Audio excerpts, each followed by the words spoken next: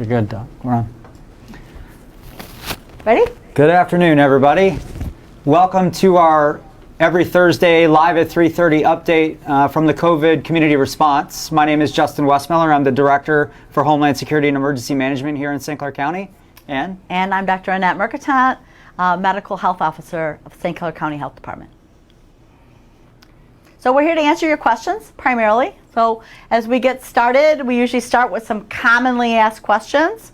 One of the ones we hear and are being asked a lot is, as we talk more and more nationally about contact tracing, is whether St. Clair County is doing contact tracing.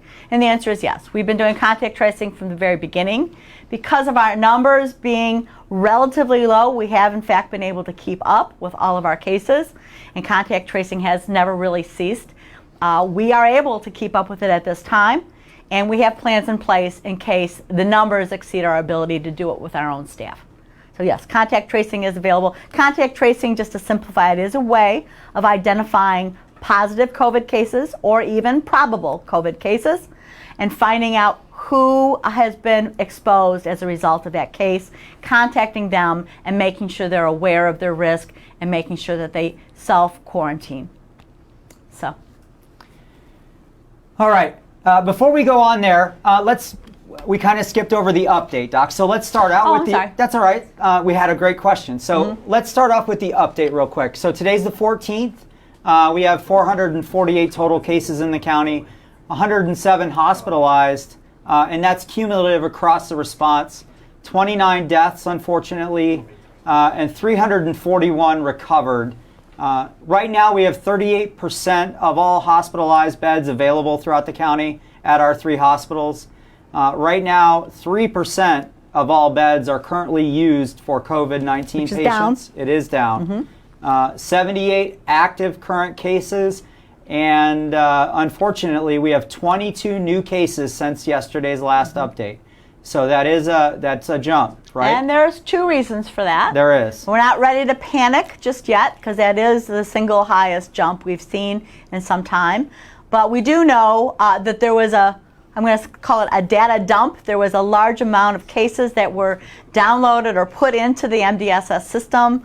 Why they were delayed is hard to say, but there's quite a bit of, like, they were catching up. And so we would expect to see a few more cases than usual because of that. And the second reason is we are aware of a facility outbreak in one of our nursing homes where they had quite a few cases documented because of their own screening and testing earlier this week. So more on that later. Thank you, Doc. So again, we have 448 total cases in St. Clair County from the beginning of this response to date. So we just wanted to kind of give that update. We do that every Thursday, and we also do that daily. So again, we know that the cases in St. Clair County continue to be relatively low from our totals in other counties in our region. And we like to keep it that way, so we're working hard to do that. And I want to emphasize again that raw numbers can be very misleading, especially in a county like ours that has relatively fewer numbers. And I have been referring more to this graph that talks about average daily cases. So we'll have a day like today where we had a jump in cases, not all because there were brand new cases, but because of technical issues. And then we have other cases where we might have 0, 2. So the average new cases, and you can see where we had that really rapid acceleration, a plateauing, a stabilizing, a sudden decrease, and then since then we've seen very slow decreases. But I would call this more of a steady state and not a real improvement situation just yet. It's a little too early to call it an improvement, but definitely a slowing. All right, thanks, Doc. So I'm going to look to the staff here and see if there's any questions coming in, and if not, we'll go to some of the questions that we've received throughout the week. So I'll just say, Jen, do we have any questions yet? Just why the jump in cases in East China? Okay, Well, that is because the facilities are included in the township counts. Yep. So the total township counts include not only the residents there and regular homes and apartments, but also the facilities, long care facilities, nursing homes, etc. Yep. Okay, another question.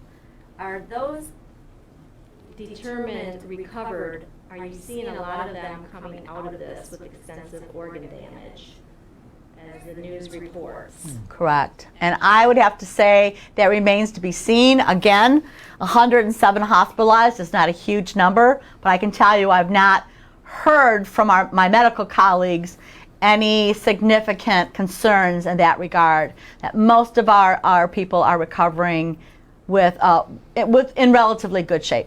Yeah, it's hard in St. Clair County, right, to understand trends with 107 hospitalized cases. Right. With 448 total cases, we're not hearing a lot from our medical providers, and I'm on all those calls with you too. We're not hearing a lot of, whoa, did you hear this kind of stuff from them, which we would. We are hearing that people take a while to feel better. Yes. And that is something we hear consistently, that this isn't like a one and done kind of thing. Even once people are out of the hospital, are recovering, it can take several weeks for them to get their energy back and things like that. And we are also hearing that people kind of start feeling better and then not feeling so great again and come back and go up and go down. It's a slow virus. It is, yeah. Okay, next question. To date, how many tests have been done? And we have that answer. So as of the 12th of May, we have completed in the county 3,020 tests, but we have been able to ramp up just above 120 tests a day now, which is, that doesn't sound like a lot, but I will tell you that is over twice. That is over twice as many as we were able to do in the beginning. And we are expected to receive quite a bit of testing supplies from the state here in the next day or so. So that is a very good thing for us. Actually, it segues into one of the questions that you gave me, so I'll answer that, because one of the questions is testing still only being done on symptomatic people? And as you remember, we expanded all people being able to get tested, assuming there's adequate testing supplies. And one of the barriers was that we didn't have that unlimited testing. As we do better and better, my answer to that is yes. If you aren't having a lot of symptoms, or no symptoms and want to get tested, there are ways to do it through some of our drive-through systems. If you need a doctor's order, though, you still have to convince your doctor to order the test. But we do have the Rite Aid facility, and there's a second facility that doesn't require a physician's order. That's out in Imlay City. The one in Imlay City. Right. Unfortunately, nothing right here. But again, if you're getting tested and you don't have symptoms, it's just a matter of discussing with your provider why you think that's important. And it is possible for you to get tested. Okay, next question. Many people are getting lazy in social distancing, wearing masks, etc. How do you combat this increasing complacency? We talk a lot about that. We do talk a lot about that. So listen, I think there's a couple facets to that question. I think number one, it is your personal preference to a certain degree, but understand that you doing that is also a social etiquette at this point to helping to protect your neighbors and to the people you're around. Now, we also understand that it is difficult for some people to wear masks, and due to health concerns or due to other things. But just understand that you wearing a mask makes other people around you more comfortable. I am not super comfortable wearing a mask, right? None of us like it, but it does make others around you feel more comfortable should you have to momentarily break that social distancing barrier that we all know is there right now. Understand that this is a short-term thing in the long term of your life, right? This is not something you'll have to do for the next 50 years. This is a short-term thing that we're requesting you to do just so we can get a handle on this virus. I just want to add two things. So we have data. Yes, this is real data. We collect it directly from where it's gathered, so firsthand, and we can watch this data and hopefully use it to convince people, especially if it starts going in the wrong direction, that they need to reevaluate what they're doing. And the second thing I just want to add, that we have a common enemy, and it's not each other. Yes. It's not our politics. The common enemy is this virus. And as long as we work together to fight the virus, we're going to be okay. If we start fighting each other, we're going to have more difficulty, and we're going to see it in the data. So my hope is, how are we going to do this, is appeal to the greater nature of us as a community. working together and fighting this common enemy. And I think most of us would agree that that is the best road to follow. Yeah, and I would add too that at our level, at what we're doing in the community, we're not doing politics, right? People above us can do politics, but what you and I are doing when we're having this conversation, and what Dr. Mercatante and I are doing when we're having this conversation, is it's not about politics, it's about public health, it's about community health, it's about community relations, and that's what we're asking and that's what we're talking about. Okay, next question. What's the average turnaround time for testing results here? That's a very good question, Yeah. and I believe it's anywhere from 24 hours to 3 to 4 days. It really depends on where you get tested, which lab it was sent to. We have some facilities that have same-day testing, and we have some that still send out to a lab. It also depends on how busy that lab is. I can say in general, the average is about 48 hours. Okay. Next question. Are adult foster care homes required to get testing?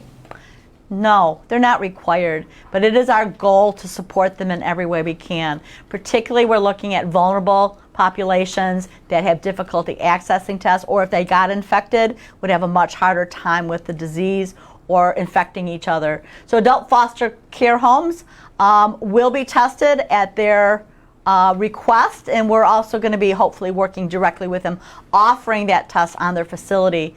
But anybody who doesn't want to get tested doesn't have to get tested. We're not forcing anybody to get tested.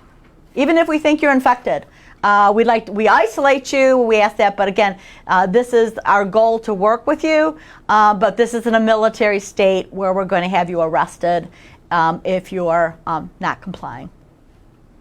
Okay.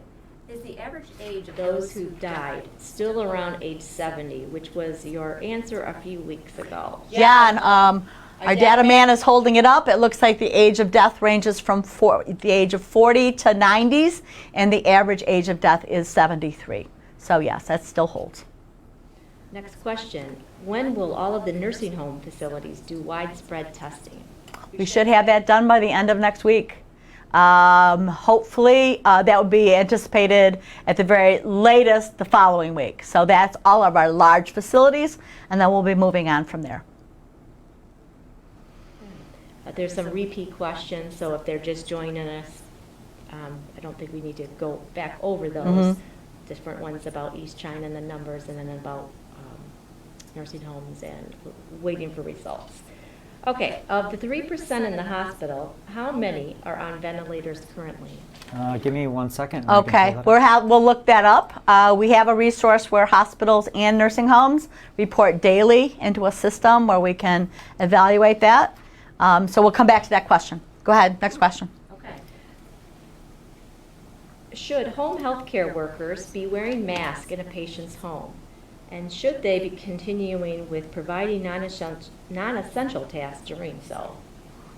Well, the whole idea of what is non-essential is interesting, because if you are homebound and require care, I would consider people caring for you to be an essential care. That's I guess a variable that we've struggled with a lot since the stay-at-home orders occurred. But to answer the question in general, yes, anytime you are in close proximity to another human being that isn't your live-in person that you share a household with, you should be wearing a mask, and they should be wearing a mask, and you should be trying to social distance as much as you can.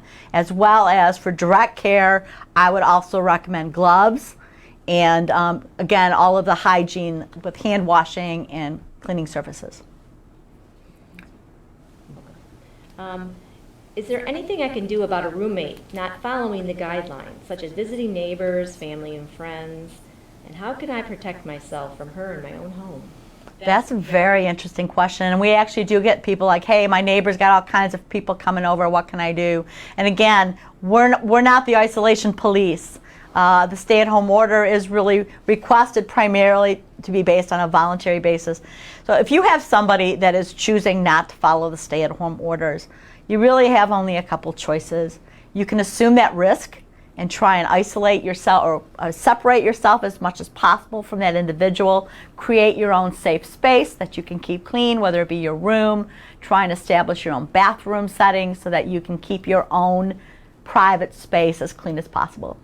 your other choice is to find another roommate and find a place where you can be more easily safe. I have that answer for you on ventilators. So currently, there is one patient on a ventilator. COVID related. COVID related. Yeah.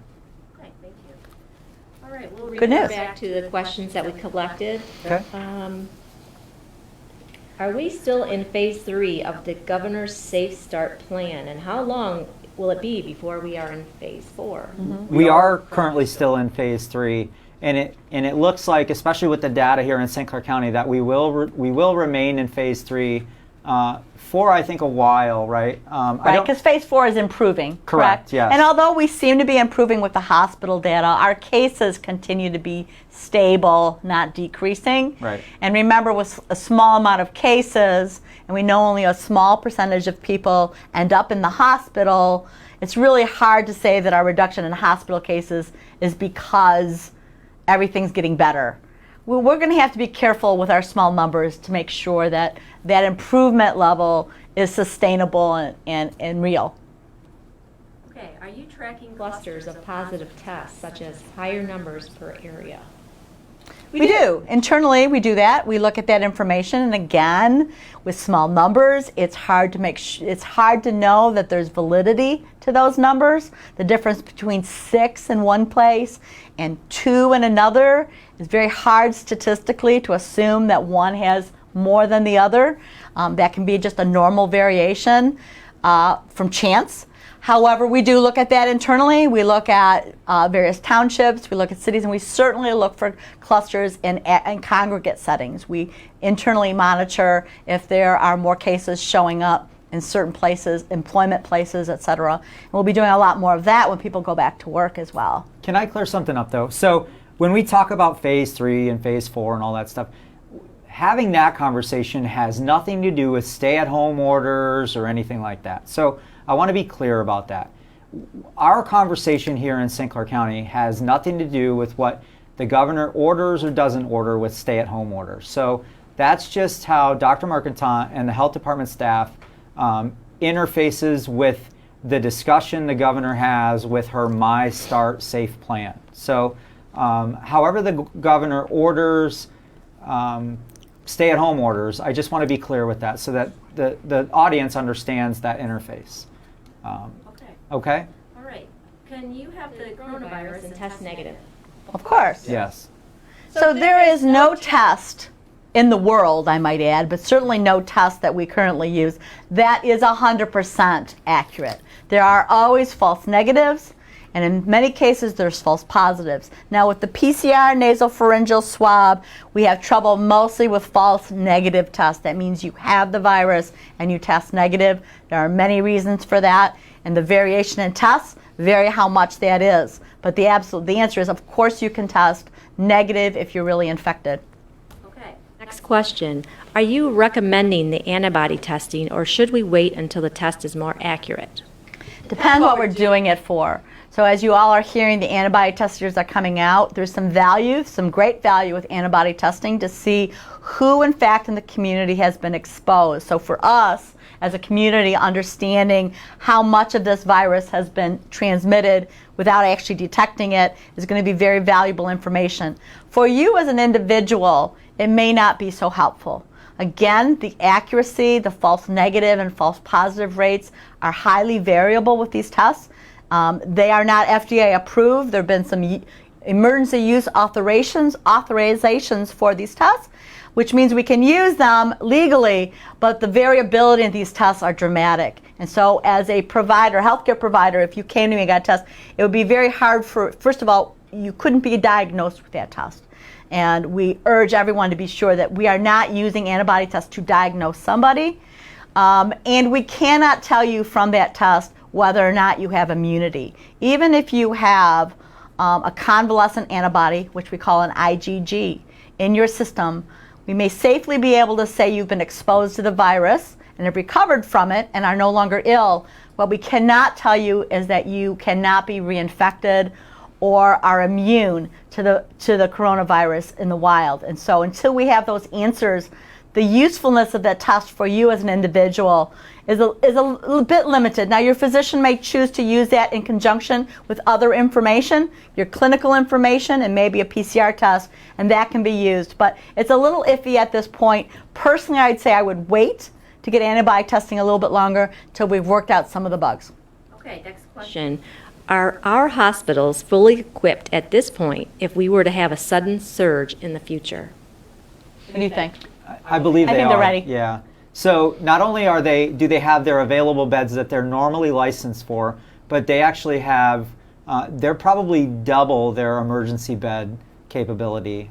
So yes, they're absolutely ready. And this gave them some practice. Yeah. So they are all working on their plans when we were doing this, and we were waiting for the train to hit.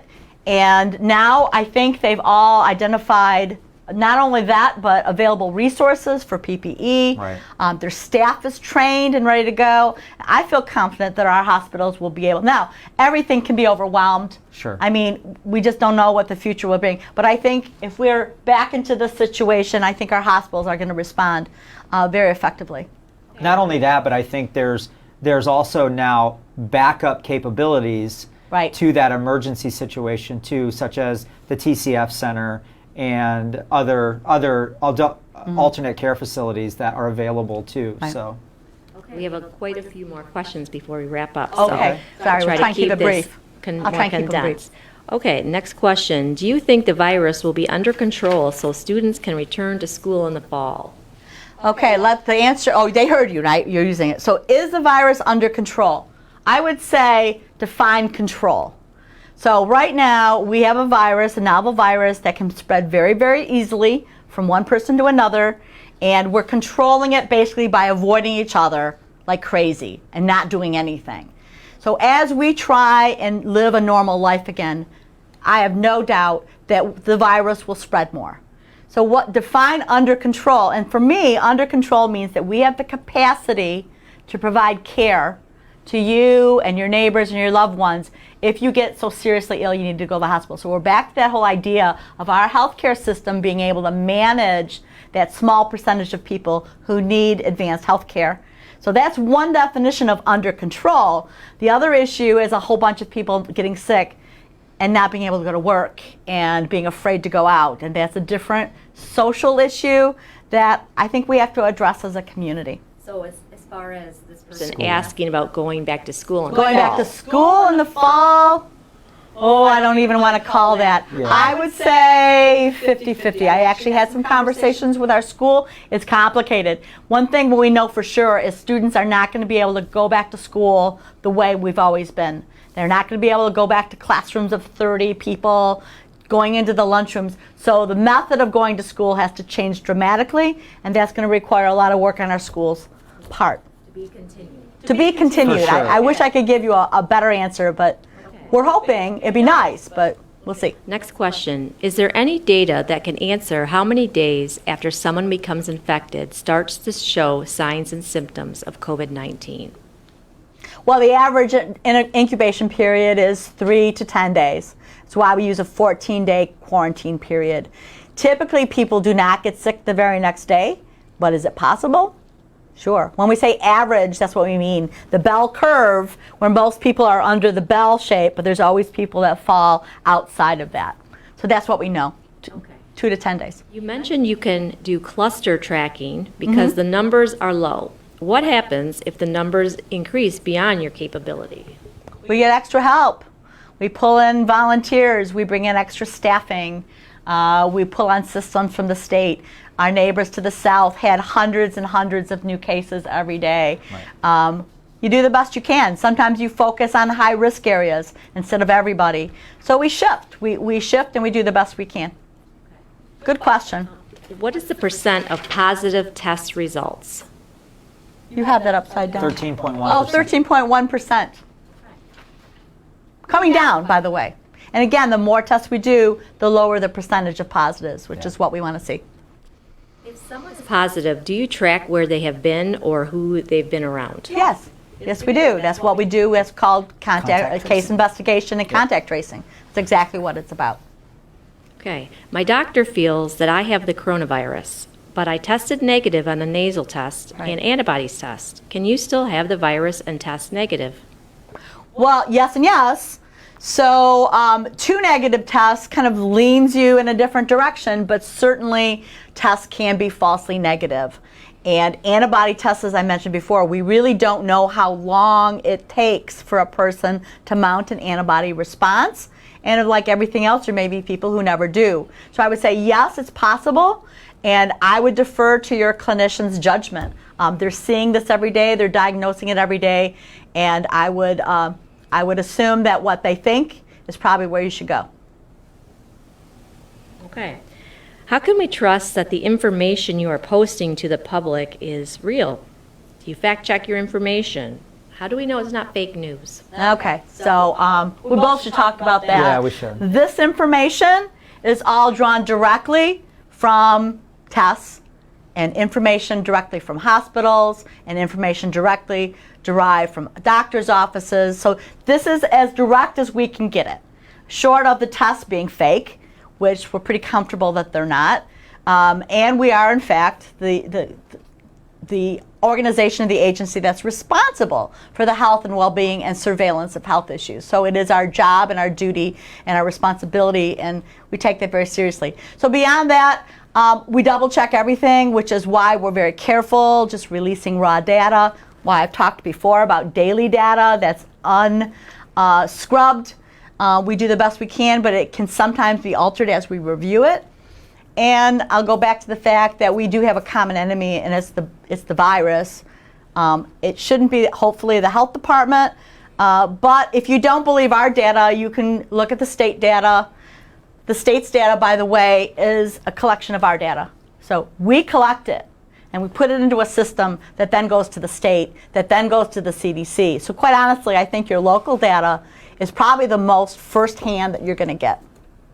Yeah, and I think another good answer is that we are at the ground level working every day to get the very best information for our customers, which is our community, to make sure that we can provide you the safest path forward so that we can get back to the really great things we do every day. That's all of us want, is to find that normalcy path and get back to what we're doing, and to get back to having that summer fun, to get back to doing all those great things that everybody's looking to do, right? So. Okay, we're wrapping up. 2 more minutes left, so I will finish with these last 2 questions. If a business has a confirmed case, what process is taken, if any? Confirmed case, I'm assuming the person is ill. They will be sent home. They'll be isolated for the appropriate period of time until they're released as a recovered case. Variations on how we do that. And then we do the contact investigation of the people that they have been exposed to. So we deal with it at a business exactly the same way we would deal with it anywhere else. Okay, last question, and then we'll do a wrap-up comments. If I was with someone 10 days ago that turns up positive, I will be notified, so I take precautions, correct? Well, 10 days ago is pushing it. What we actually use is an indicator of 48 hours prior to the onset of symptoms. So we would investigate the case, find out when their symptoms began, and then look for contacts 48 hours prior to that onward. So it depends on the case and when that person actually became sick. Okay. So it's not an automatic days. All right, so let's do closing comments. Dr. Mercatante or Justin? Go ahead, Doc. Okay, well, I guess going back to the fake news issue, we all at the health department take our jobs very seriously. Our job is to protect the health and well-being of the community. I'm not elected. We hire professionals and we train them constantly, and we take a lot of pride in doing what we believe is the best we can do and the most accurate thing we can do based on the current information, the science that's available to us. And we're going to keep doing that. And we're happy to be here and answer your questions, and hopefully it'll be helpful to you as you move through this difficult time. Yeah, and I kind of want to echo that. You know, out at the Emergency Operations Center, I've got a staff of really wonderful people that have been doing emergency management and Homeland Security response for, upwards of 30 plus years, a couple of them. including myself, has been doing this for 25 years. And all of that fine group of professionals are out there doing this because they love it, not for any other reason. And so between the two of us and between both of the staffs here at the health department and over at the Emergency Operations Center, we're doing this because we care about our community, because we love this community, and we're just trying to do what's right. Trying to work Regardless. through this issue to make our community a better place and to do the best for this issue. So we appreciate everybody's calm and all the effort that's being put forth by all of our providers and healthcare workers and first responders and everybody that's doing everything they can to make it through. And thank you. See you next week. See you next week. Thanks for joining us.